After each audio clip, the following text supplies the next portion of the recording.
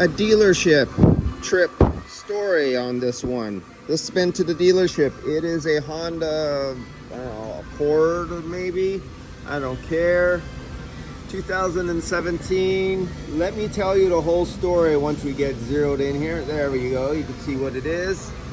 And it was, and it would have been, YF refrigerant. But here's the rest of the story. This vehicle was never recharged when it left the body shop.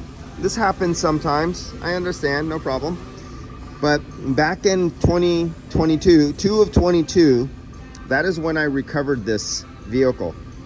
And I was supposed to get a call after the new condenser to come and recharge it, but I never got that call, and the car was delivered. And this is the 5th month of 2023. So in over a year, the customer did not notice that they didn't have air conditioning until recently. And of course, they did not think of the body shop. They and we're looking at a decay graph right here because I'm doing a leak check under vacuum and it's failing. But get back to this. It was never recharged because when I recharged the vehicle, when I come back after a recharge, I put the date in here. And they didn't realize that until they came back here. But the customer went to the dealer, and the dealer said there's a leak somewhere. That's all they could say. There was a leak somewhere. They didn't know where, and they charged them $550. Now, I'm leaking under vacuum. This is true. But the dealership doesn't have any experience, and they have no knowledge. They don't have a TSB about this, and they have no education program that is dedicated just for air conditioning on vehicles. So very most unlikely, if I go to 20 dealerships, I might meet, and out of the whole crew, out of 20 dealerships, I might know one guy who might know this. Especially on these Hondas, the front shaft seal gets weak and it leaks under vacuum. And see, I'm stopping here right around 26 microns, and the vacuum kept going down, not microns, inches. I went out of microns. I already lost my microns and I'm down to inches. But then it starts stopping right here.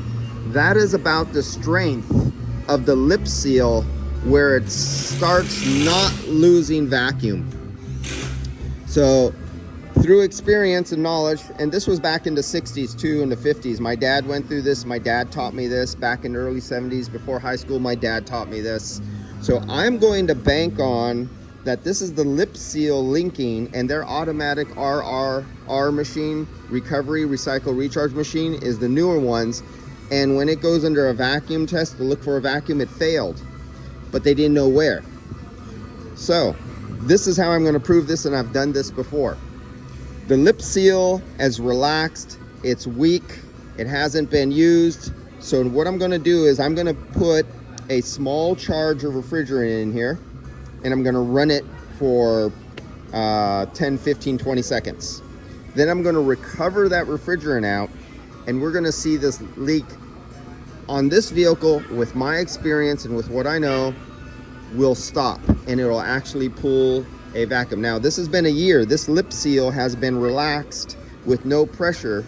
And when we're in automotive engineering classes or product and materials engineering classes, of course we all weren't, but when you are taught about seal manufacturers and how seals are manufactured to work with pressure against them and be held there, not allowed to go into a relaxed position, because then when they age and get old, they lose their tension to hold their position under that with the pressure behind them.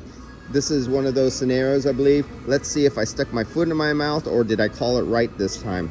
So I'm going to continue on, go get the refrigerant. There's going to be a video number 2, and I've released videos and shown what happens and how to do this and proved it.